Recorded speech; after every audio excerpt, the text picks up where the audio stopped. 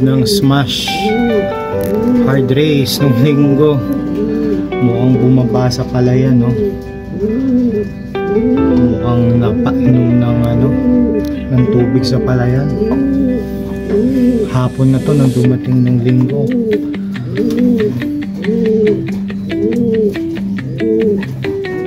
Mahirap pagka nakainom ng pesticide, delikado.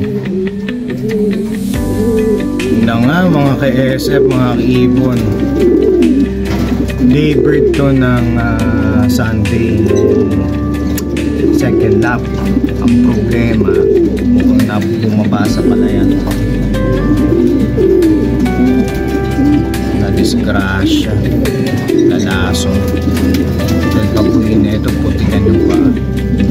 Pero talaga, better luck next time. Sayang, mga kapatid na ito. Mga kapatid na